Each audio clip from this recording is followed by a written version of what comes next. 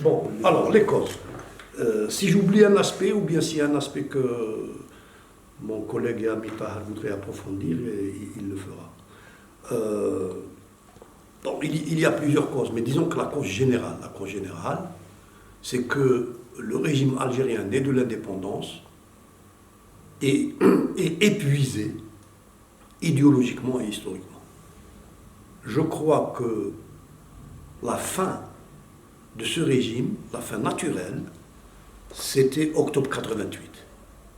Et les généraux n'ont pas accepté de cette réalité que le régime est fini. Ils ont prolongé son espérance de vie de façon artificielle et au prix, 3 ou 4 ans après, au prix d'une tragédie nationale qui a coûté au pays 200 000 morts. La cause générale, c'est que ce régime est fini. Il est incapable de diriger l'État au profit des Algériens. Au lieu que les généraux acceptent ce verdict de l'histoire, ils s'accrochent. Voilà, ça c'est tout le reste découle de cette explication. C'est parce qu'il est fini qu'il est corrompu, qu'il est inefficace. Ce régime a échoué sur tous les plans. Si je prends juste la question économique, il a échoué. Théoriquement, quand un gouvernement échoue économiquement, il laisse la place à un autre gouvernement. En Algérie, ils échouent économiquement et ils continuent. Et donc voilà, et le Hirak, il veut mettre fin à cette situation. Vous savez, dans l'histoire d'un pays, les régimes politiques se succèdent, ce que les Américains appellent les administrations. L'administration Obama, l'administration...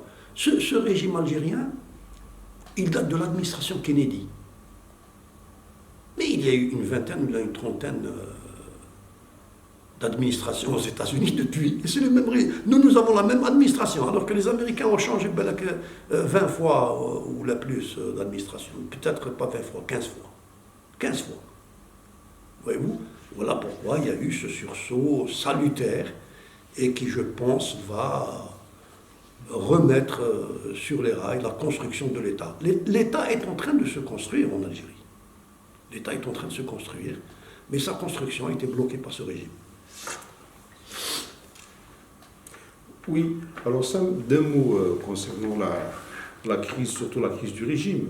Cette crise, elle est consubstantielle à la naissance même du régime politique algérien en 1962, puisque le germe était dans le fruit de l'indépendance, et sa contestation n'était pas simplement sur les choix socio-économiques, même s'il y a des choses qui sont assez positives dans les choix économiques, mais sa contestation sur le plan même de sa légitimité a été quelque chose de consubstantiel à sa naissance. Très tôt, le régime a été contesté, et Lawari a raison de dire que c'est un régime en fin de vie. C'est un régime usé, disqualifié, maintenant incapable de se réformer. Il est temps que naisse, tel que c'est exigé par des millions d'Algériens depuis maintenant un an, un autre État, un État civil, un État de droit et un État démocratique. Et il y a une phrase ou un mot qui revient à chaque fois, Itnahaouga. Il y a beaucoup de gens qui n'ont pas saisi, surtout les gens qui sont du côté du gouvernement, qui n'ont pas saisi le sens profond de ce terme. C'est quoi votre lecture de Itnahaouga? C'est un slogan vraiment d'une profondeur politique qu'il faudrait souligner. Ibn Haouga, ça ne veut pas dire tous ceux qui dirigent la haute administration de l'État doivent partir. Non. Parce que j'ai comme l'impression que les Algériens font la distinction, la différence entre le régime et l'État. Ceux qui dirigent la haute fonction de l'administration. Et s'ils sont compétents et s'ils sont honnêtes, ils ne partiront pas parce que ceux-là, ce sont des hauts fonctionnaires de l'État.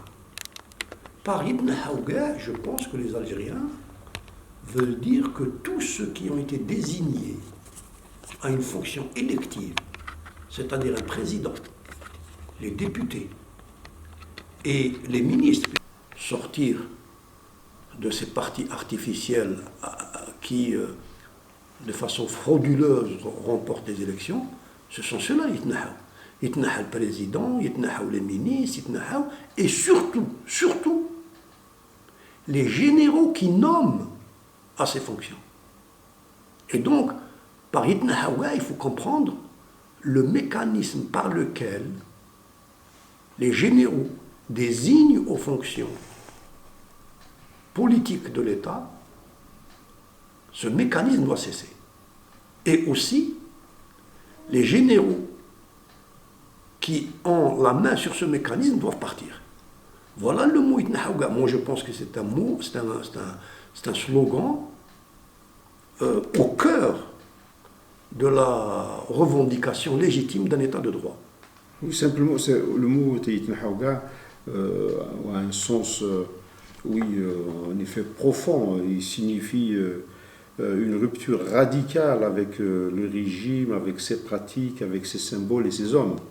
C'est-à-dire une rupture totale et radicale avec les mécanismes de ce régime qui consiste à maintenir, comme l'a expliqué plusieurs fois le Lawari, cette technique qui consiste à présenter un régime civil, enfin une façade d'un habillage civil, un régime d'une nature profondément militaire.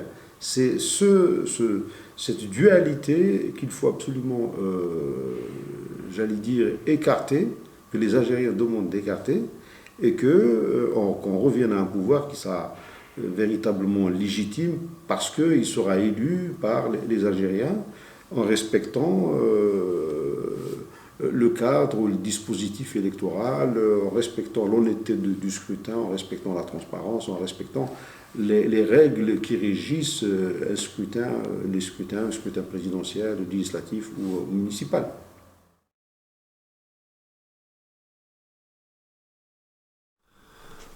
Le cours pacifique du soulèvement a effectivement surpris pas mal de gens.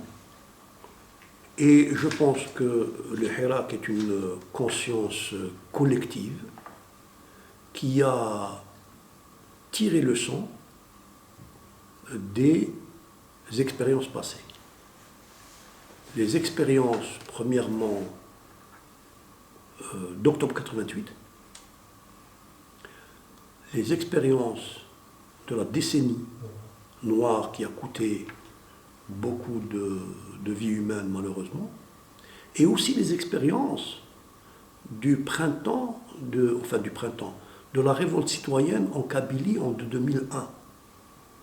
Là aussi, il y a eu beaucoup d'échauffourées, il y a eu des casernes de gendarmerie de détruites, etc. Et les gens se sont rendus compte qu'une caserne de gendarmerie, finalement, ça n'appartient pas aux généraux, ça appartient aux Algériens. C'est un service de sécurité, la gendarmerie ou la police ou même l'armée. Ce sont des services de sécurité qui appartiennent à la nation et dont la mission est de protéger l'ordre public, les biens des gens, la vie des gens, etc. etc. Et si en Kabylie en 2001 les gens se sont soulevés, c'est parce qu'il y avait un paradoxe. Il y a un jeune homme qui a été assassiné dans un lieu où il aurait dû être le plus en sécurité. Dans une caserne une caserne de gendarmerie. Normalement, c'est là où on est le plus en sécurité. C'est pour cela que 2001, il y a eu ce soulèvement. Et donc, le soulèvement de 2001, malheureusement, ça n'a pas débouché. Ça n'a pas débouché sur un changement, sur une avancée ou un changement de régime. Et donc là, la conscience collective du Hirak a opté pour le pacifisme. Mais ce pacifisme a été possible parce que ce sont des dizaines de milliers de personnes qui manifestent. Si c'était seulement quelques centaines à Alger, quelques centaines en Tizi Ouzou, alors là, les forces de sécurité auraient réprimé, et même dans le sang. Mais comme ce sont des dizaines de milliers, parce que il est inimaginable qu'on sorte l'armée, ou bien même qu'on tire sur la foule, où il y a 20 000 ou 30 000 manifestants à Alger. C'est impossible. Parce que là, il y aurait une dynamique de violence. C'est pas possible, c'est pas possible. Il y a cet aspect. Il y a un autre aspect, il ne faut pas le sous-estimer. Il ne faut pas le sous-estimer. Moi, j'ai parlé avec un certain nombre d'officiers de l'armée à la retraite, et beaucoup ont une mauvaise conscience de ce qui s'est passé dans les années 90. Un des officiers à la retraite m'a dit on s'est comporté avec notre population comme l'armée coloniale. Et donc il y a des éléments dans l'armée qui sont en activité, qui ne veulent pas qu'il y ait une répression.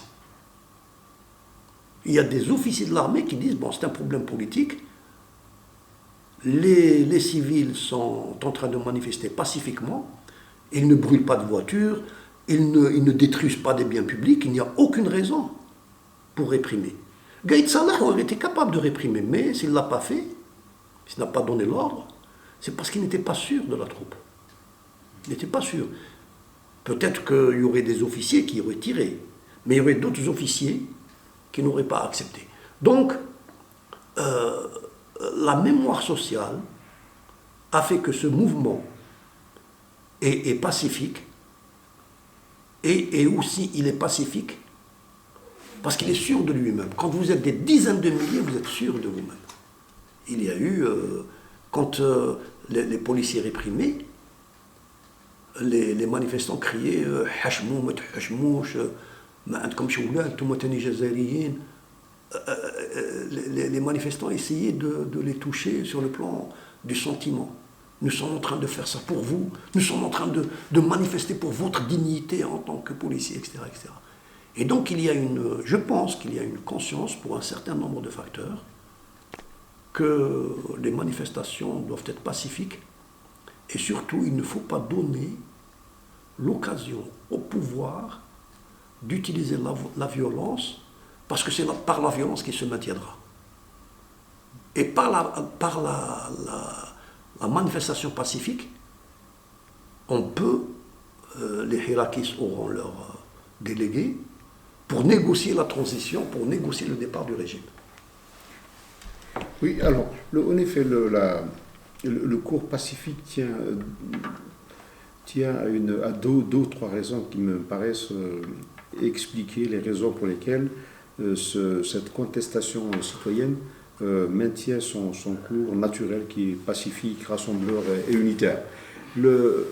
La mémoire collective est fortement marquée par la décennie 90, par la violence inouïe, la violence terroriste inouïe qui a fait plus de 100 000 morts et près de 20 000 disparus.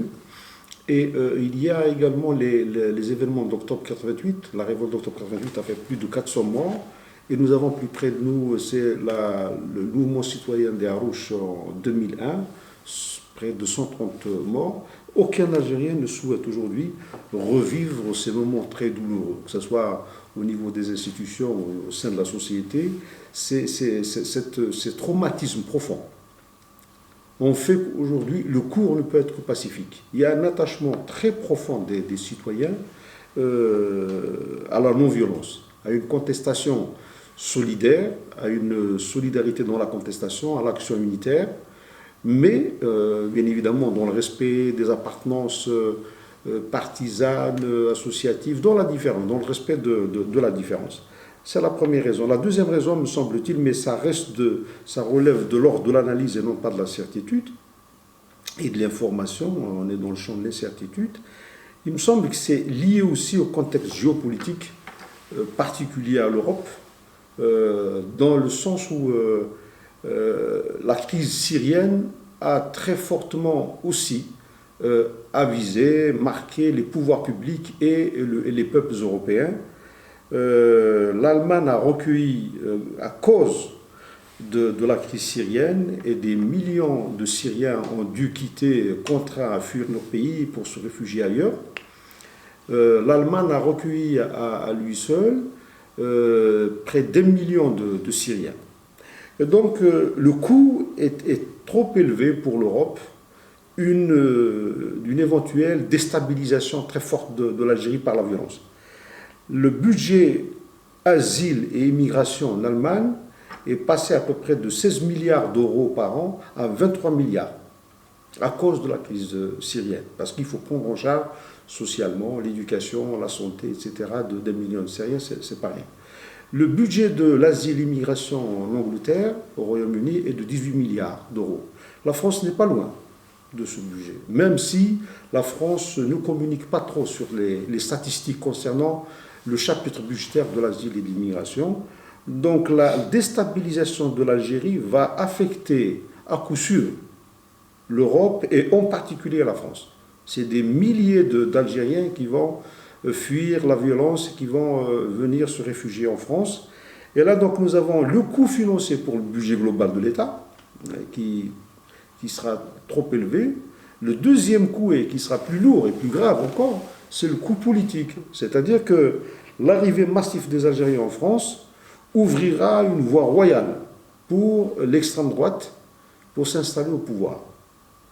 Et là, je pense que les pouvoirs publics en Europe ont exercé une pression sur l'Algérie, enfin sur les autorités algériennes, pour ne pas recourir à la violence. Parce que les premiers à être affectés par cette violence, dans le cas où elle adviendra, évidemment, ce sont les pays européens et plus particulièrement la France. Je pense que les deux facteurs et les éléments qu'a soulevé aussi le Houari ont tous concouru, d'une façon ou d'une autre, à maintenir le cours pacifique de cette révolution, et c'est heureux. Même si la manifestation les touche dans leurs intérêts, vous pensez qu'ils vont garder le caractère pacifique, ils vont abdiquer sans... Oui, je pense. Moi, je suis convaincu que le cours pacifique dominera parce que la société a su trouver des ressorts en son sein pour d'abord, briser le mur de la peur, et puis ensuite... elle s'est révélée à elle-même, elle a pris confiance en elle-même. Et donc, ce n'est pas des dizaines de personnes qui manifestent, mais c'est des millions d'Algériens qui sortent dans toutes les villes du pays pour contester ce régime et revendiquer massivement le départ de ce régime. Et le recours à la violence risque d'être fatal au régime lui-même. Tout à fait. Tout à fait. Tout à fait. Alors, quand on dit que cette protestation est pacifique, ça ne veut pas dire que, comment dirais-je, qu'elle n'a pas créé un rapport de force qui est en défaveur du pouvoir. Parce que ce pacifisme a exacerbé les luttes de clans à l'intérieur du pouvoir. Nous savons que le pouvoir en Algérie est exercé, le vrai pouvoir, ceux qui décident des grandes questions. Par exemple, s'ils décident de relever Tebboune demain, c'est ça le pouvoir. Ce pouvoir est entre les mains d'une trentaine de généraux. Une trentaine de généraux. Et du fait que le pouvoir est entre les mains d'une trentaine de généraux, ils n'ont pas tous la même appréciation de la situation pour sauver leur régime. D'où les divergences entre eux. Et donc, ce caractère pacifique de la protestation, de la mobilisation populaire, n'est pas une faiblesse. C'est une très grande force. Ça a créé un rapport de force qui a fait que les généraux sont sous un état de siège. La façade civile derrière laquelle ils se cachaient est tombée. Les manifestants, ils dénoncent très peu Tebboune, parce qu'ils savent qu'il n'a aucun pouvoir. Quand les manifestants disent, dans toute l'Algérie, que ce soit de l'Est à l'Ouest et du Sud au Nord, les généraux à la poubelle, ils ne disent pas Tebboune à la poubelle. Les généraux à la poubelle. Doula Madaniya Machi Askariya. Donc, les généraux, ils sont sous les projecteurs. Et ça, ils n'aiment pas. Les généraux algériens sont comme des rats. Ils n'aiment pas la lumière. Ils sont à la lumière. Et donc, le Hirak a créé un rapport de force qui est en défaveur du pouvoir. Et ça va continuer. Ça va continuer. Pourquoi? Parce que les gens font la révolution le vendredi, c'est un jour de repos. Le reste de la semaine, à part le mardi matin, les étudiants manifestent, il n'y a ni grève, il n'y a ni désobéissance civile, donc il ne peut pas y avoir de pénurie de biens de consommation, etc. Le Hirak, il s'est inscrit dans la durée. Ça peut durer 4 ans, 3 ans, 5 ans. Moi, je ne crois pas. Moi, je crois que d'ici 6 mois ou 1 an, ils vont être obligés, parce qu'il y a déjà des conflits entre eux. Et donc, ça va s'exacerber. Le Hirak, par sa masse et par son pacifisme, il exerce une violence symbolique très forte sur les généraux. Très forte. Il est efficace, le Hirak.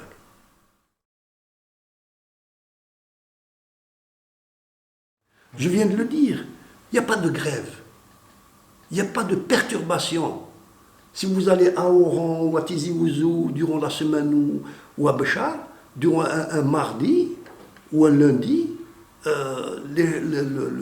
la vie sociale et économique, elle suit son cours normal. Il n'y a que le vendredi. Si il y avait de la violence ou bien il y avait une grève, le Hirak n'aurait pas pu tenir 1 mois ou 2 mois. C'est pas possible parce que on risque d'avoir des hôpitaux fermés, il n'y aurait plus de transport, et tout le monde serait touché. C'est pas possible. On ne peut pas se permettre. Vous savez, la grève des 8 jours décidée par le FLN en 1956, elle a fait beaucoup de dégâts et tous les dirigeants du FLN de l'époque n'étaient pas d'accord pour 8 jours. C'était trop lent. Parce que les Français, le pouvoir colonial, avaient licencié tous ceux qui avaient fait grève. Moi, mon père, à l'époque, il avait perdu son emploi.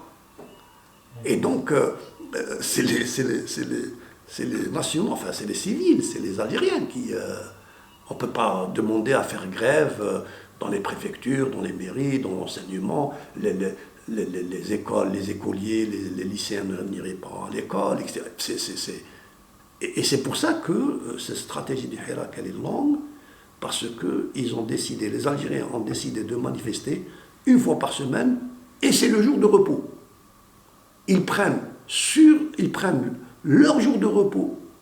Au lieu de se reposer chez eux, ils vont manifester. Mais c'est incroyable. Oui, c'est exact. C'est le choix de la voie pacifique comme forme de contestation du régime, je crois, explique en partie sa longévité exceptionnelle.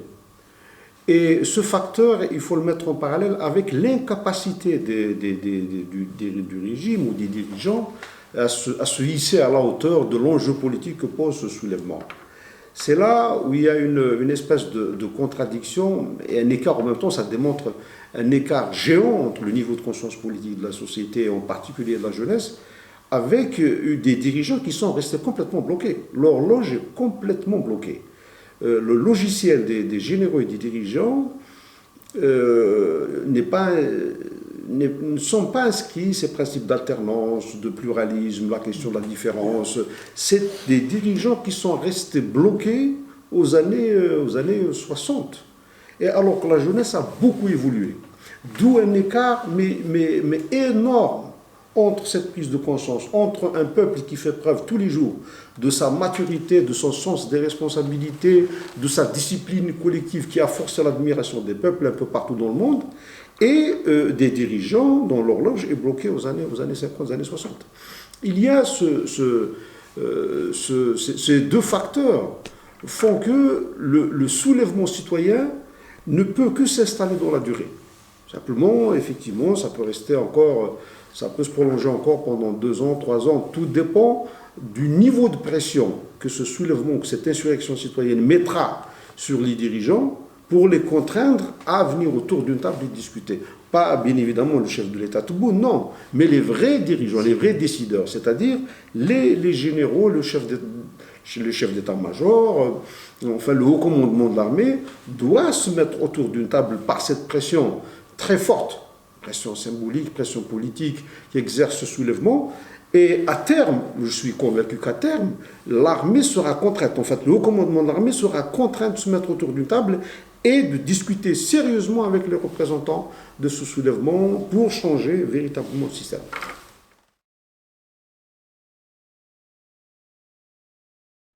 Bon, les objectifs.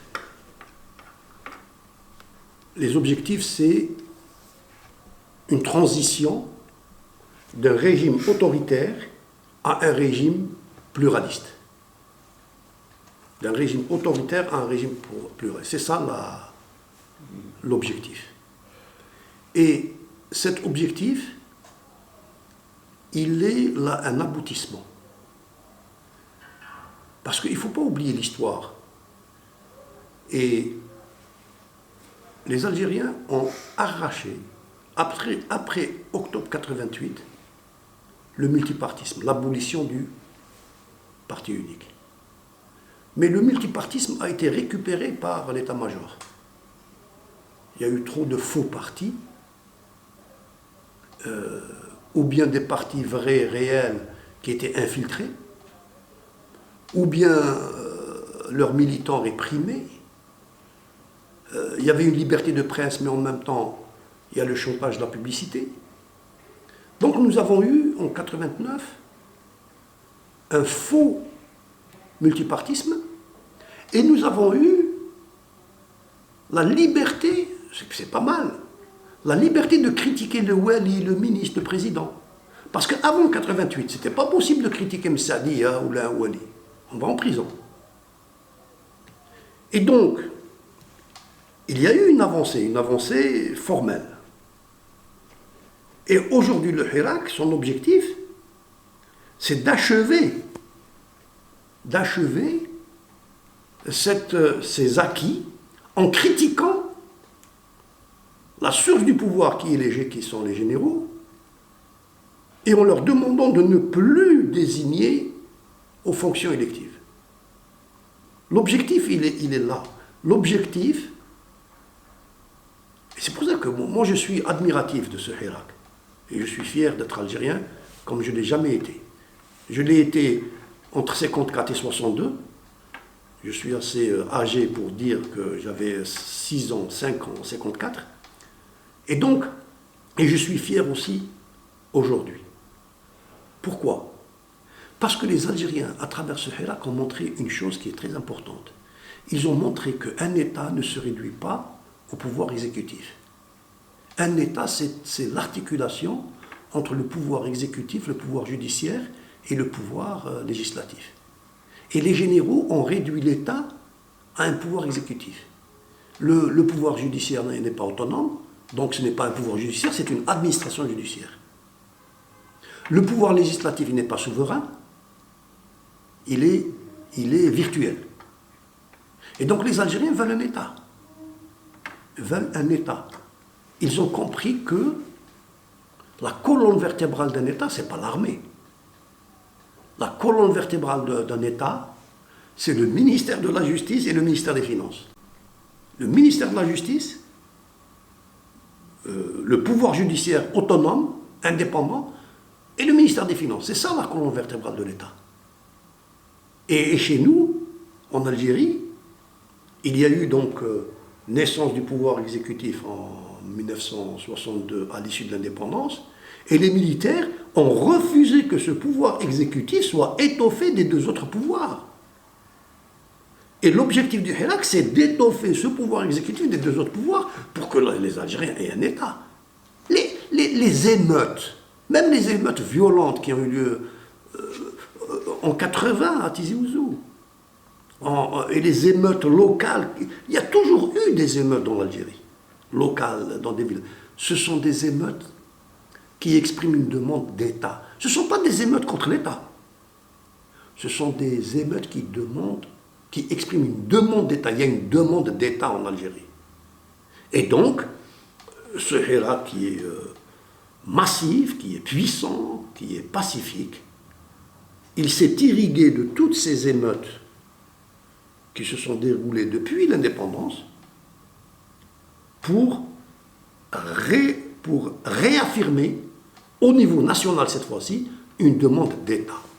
Et l'État, c'est le lieu d'exercice de la citoyenneté. C'est ça l'État. Ce ne sont pas des guichets administratifs. Tout à fait. Dans le prolongement de ce qui vient d'être dit par Louari, alors, il est vrai, il faut tout de suite souligner le fait que l'État n'a été conçu par les tenants du pouvoir dès l'indépendance du pays que comme une machinerie de pouvoir. Et ce n'est pas du tout un État moderne au sens où il est assis sur le principe de séparation des pouvoirs, avec un exécutif, un législatif et un judiciaire tout à fait séparés, mais qui cohabitent. La collaboration et la séparation des pouvoirs est un principe moderne du fonctionnement de l'État. Les détenteurs du pouvoir dès 1962 ont conçu un État non pas sur ce célèbre principe, mais sur le principe d'une machinerie de pouvoir, où la technique juridique de la nomination et de la révocation est détenue par un homme ou par une institution. C'est-à-dire celui qui a le pouvoir de nommer a le pouvoir de révoquer. L'objectif donc, il me semble, de cette insurrection citoyenne, de cette révolution pacifique, est l'instauration d'un État de droit, d'un État civil, et de parachever le processus de libération inachevé en 1962. Puisque, on vient de dire que la jeunesse sconde un peu partout dans les villes du pays, les généraux à la poubelle, ou le désert de l'Istiqlal. Et là, c'est un écho extraordinaire sur l'excellent ouvrage de Farhat Abbas, l'indépendance confisquée en fait. C'est-à-dire qu'en 1962, la jeunesse maintenant nous a appris une chose qui est remarquable, c'est-à-dire que finalement, c'est quoi l'indépendance? C'est la rupture du lien de dépendance que nous avions avec la France. Mais la question des libertés n'est pas du tout réglée, puisque la souveraineté était confisquée et les libertés aussi. Ce lien de dépendance avec la France, grâce à une génération qui s'est sacrifiée, on a réussi à le rompre, mais la question des libertés, on n'a pas du tout réglé. Donc ce processus inachevé d'une révolution libératrice doit être mené à son terme, et il sera mené par la jeunesse algérienne. Et grâce à cette jeunesse, je crois que l'objectif premier, c'est cette libération du peuple algérien d'une junte militaire qui s'est accaparée du pouvoir et qui a confisqué la souveraineté du peuple.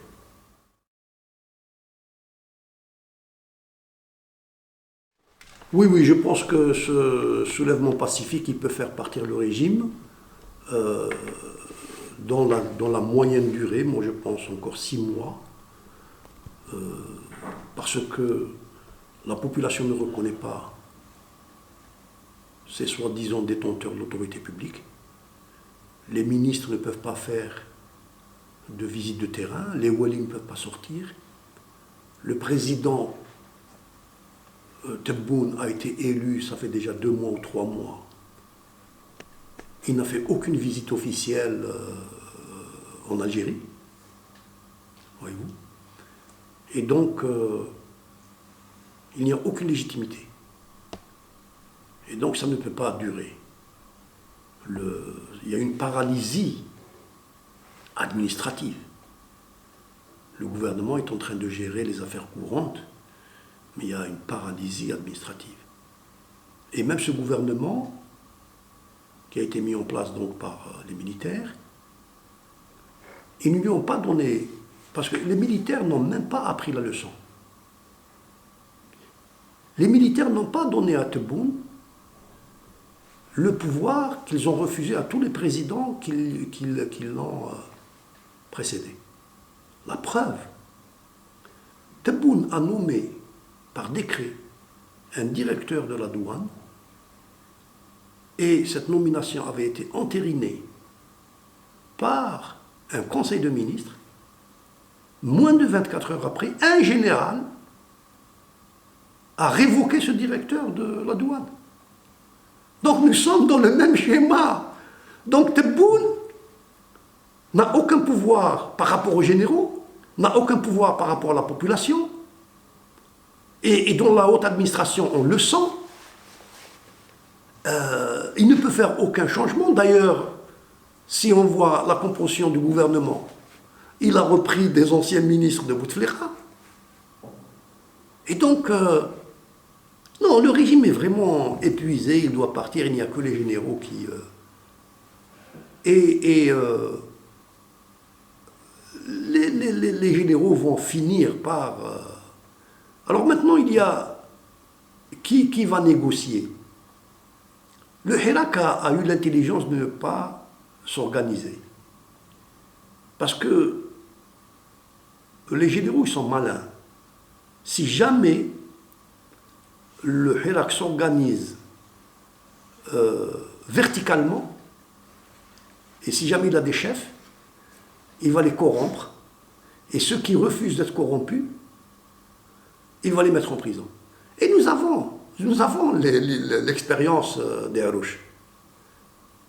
Le soulèvement citoyen de la Kabylie en 2001, après 6 mois, ils se sont organisés, on sait ce qui s'est passé. Ils ont infiltré les représentations, ils ont... Non, c'est un pouvoir diabolique. Et donc, le Hirak n'a pas vocation à être structuré ou à dégager des représentants, parce que ce n'est pas un parti politique. Le Hirak comporte en lui-même toutes les tendances. Il y a des islamistes, il y a des berbéristes, il y a des communistes, il y a des laïcs, il y a des démocrates, il y a des apolitiques, il y a des conservateurs, il y a des gens de gauche, il y a des gens de droite. Ce n'est que lorsqu'il y aura la transition et qu'il y aura une nouvelle loi électorale et il y aura de nouvelles bases légales d'exercice de la politique que ces courants à l'intérieur du Hirak, qui composent le Hirak, s'organiseront en partis différents. Et alors là, ces partis, ils éliront leurs responsables parce que ce sera légal. Aujourd'hui, il n'est pas légal d'élire un représentant de parti. Ce n'est pas légal. Et donc, pourquoi le Hirak va le faire? Parce que sinon, ça va être la violence, ça va être... Non, je pense que c'est bien parti. Le Hirak, il coince la trentaine de généraux et ils finiront par demander à négocier. Le régime est en fin de vie, il est usé, il est disqualifié et sans rémission possible. Et la mobilisation va l'achever. Parce que les conditions aujourd'hui sont réunies pour que la mobilisation ne plie pas. Elle ne fléchira pas, parce que c'est le régime lui-même, c'est le chef d'État, c'est les militaires et le gouvernement qui sont le moteur de la mobilisation. La pression est telle que les erreurs vont se multiplier dans les mois à venir. Et ce sont les erreurs du régime, ce sont les maladresses du chef d'État et de son gouvernement et des généraux qui alimenteront régulièrement cette mobilisation.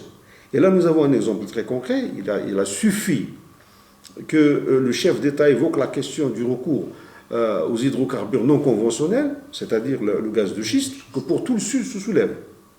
Alors, avec la pression maintenant financière, parce que nous allons connaître, le pays va connaître des moments difficiles dans les mois à venir, avec la crise libyenne, avec ce soulèvement qui continue à se mobiliser et à exercer une pression très forte, ce gouvernement, son chef d'État et les généraux, me semble-t-il, feront de plus en plus d'erreurs, et c'est ces erreurs qui vont alimenter la mobilisation. C'est un régime en fin de vie. On ne sait pas, parce qu'on est dans le champ des incertitudes, on ne sait pas ce que c'est dans quelques mois, dans une année ou 2 ans. En tout cas, on a maintenant la preuve que l'analyse qui est faite par ce régime, par ses conseillers et par ces think tanks, ils ont totalement évacué la dimension politique de cette crise. Pour le régime, la crise, elle se présente uniquement sous ses aspects socio-économiques. Donc on nomme un gouvernement de techniciens et ce gouvernement va s'atteler à régler les problèmes de la jeunesse, de l'emploi, du chômage, etc. Alors que la contradiction, elle est fondamentale. Ce soulèvement n'a pas cessé d'exprimer et de sconder une seule revendication. Elle est éminemment politique, c'est le départ de ce système. Donc évacuer la dimension politique de cette crise du régime, en la réduisant uniquement à cette dimension socio-économique, est une erreur d'analyse profonde et qui va bien évidemment avoir des conséquences dans les mois à venir. Parce que le gouvernement ne sera pas en mesure de répondre à cette question qui est une question incontournable, elle est cruciale, celle de l'instauration d'un état de droit, celle de l'instauration d'un état civil. Le gouvernement n'est pas mandaté par les militaires aujourd'hui pour aller vers ces ruptures. On lui a donné une feuille de route, celle de régler le problème du lait, celle de régler le problème des hôpitaux, tant soit peu, encore faut-il qu'il ait les moyens de régler le problème des hôpitaux, etc. Alors que la contradiction fondamentale qui exprime cette crise, elle est politique. Mais les conseillers, les économistes, les politiques de ce système ont évacué la dimension politique dans leur analyse. Voilà pourquoi il me semble que ce soulèvement a de beaux jours devant lui. Simplement, je précise que les animateurs, les associations, etc., tous ceux qui animent ce mouvement doivent rester très vigilants et d'éviter que ce cours, enfin cette insurrection citoyenne ne soit pas déviée de son cours naturel qui est pacifique, fédérateur et rassembleur de l'ensemble des Algériens.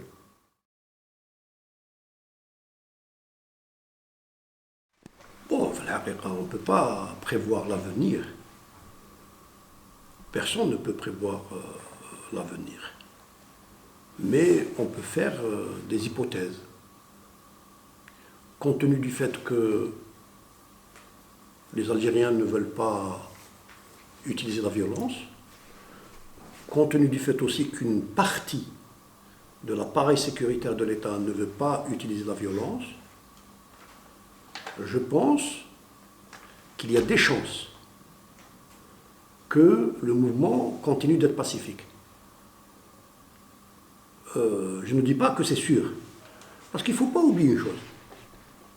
Personne ne souhaite qu'il y ait de la violence. Mais il y a un potentiel de violence dans ce Hirak qui est extraordinaire. Si jamais... prenons un scénario, c'est juste un scénario et j'espère qu'il ne se produira jamais. Le scénario, par exemple, la police fait grève. Il y a déjà des policiers qui parlent de faire grève parce qu'ils en ont marre. Et que l'état-major envoie la troupe. Et que un officier de la troupe tire sur la foule. Ce sera la catastrophe. Les jeunes se dirigeront vers le ministère de la Défense. Parce qu'ils sont des milliers. Ce scénario catastrophe est probable pour 5 ou 10% de chances. Il ne faut pas le souhaiter, il y aura des milliers de morts. Et donc, j'espère, et tous les Algériens espèrent, que les généraux se rendent à la raison. Les généraux soient raisonnables. Maintenant, il y a un problème, il y a un vrai problème qui bloque. Et peu de gens en parlent. Beaucoup de généraux en activité aujourd'hui, ou aussi des généraux à la retraite et qui ont encore une influence sur leurs collègues en activité, sont impliqués dans la répression des années 90 et ils ont peur. Ils ont peur. C'est pour ça qu'ils bloquent. Alors, mais cette inquiétude, elle peut être apaisée sur la base de négociations. Et les transitions qu'il y a eu en Europe de l'Est, qu'il y a eu en Amérique latine, etc., ce sont des transitions qui ont été faites sur la base de négociations.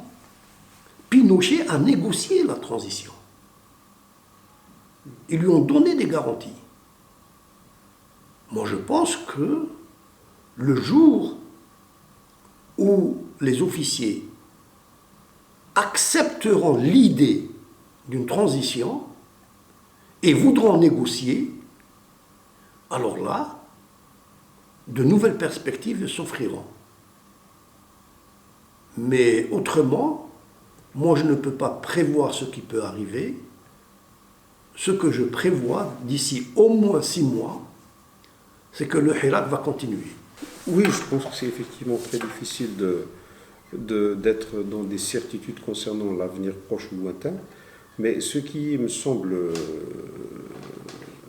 se dessiner à terme, c'est évidemment une transition gérée indépendamment du pouvoir. Une transition qui soit démocratique, pluraliste et indépendante des autorités, indépendante, que ce soit de l'armée ou du gouvernement. Si l'armée accepte ce principe, il me semble les perspectives d'un avenir proche et positif, sans effusion de sang, sans que la transition ne soit perturbée, ne soit déviée de son cours apaisé, les chances restent intactes, restent possibles. Mais si l'armée s'entête à refuser toute possibilité d'une transition, d'un processus transitionnel, géré indépendamment du pouvoir, là évidemment il y a un risque d'une tension très forte et le risque d'une transition qui ne serait pas apaisée serait réel dans cette situation. Mais il me semble qu'il faut revenir à la raison et à la sagesse. Les officiers supérieurs de l'armée doivent prendre leurs responsabilités et revenir à une idée toute simple. Tout processus doit évidemment négocier un système général de garantie. Tous les Algériens ont besoin de garantie, et les officiers compris, comme le disait le Houari. Et donc, ces garanties, la société a besoin de garanties. Les animateurs de ce Hirak ont besoin de garanties. Les militaires ont besoin de garanties. Donc, je pense que la société finira par accepter un certain nombre de choses qui permettent cette transition apaisée, sans effusion de sang, et qui permettent également cette transition d'une armée qui est source de tous les pouvoirs à une armée qui serait une institution dont le budget sera débattu au sein de l'Assemblée, dont le président de la commission de défense sera un des représentants ou un des élus à l'Assemblée, et non pas un budget qui soit décidé en dehors de toute instance délibérative. Mais les chances d'une transition apaisée, elles sont pour l'instant intactes. Il y a évidemment des chances d'évoluer vers une transition véritablement démocratique et un changement de régime.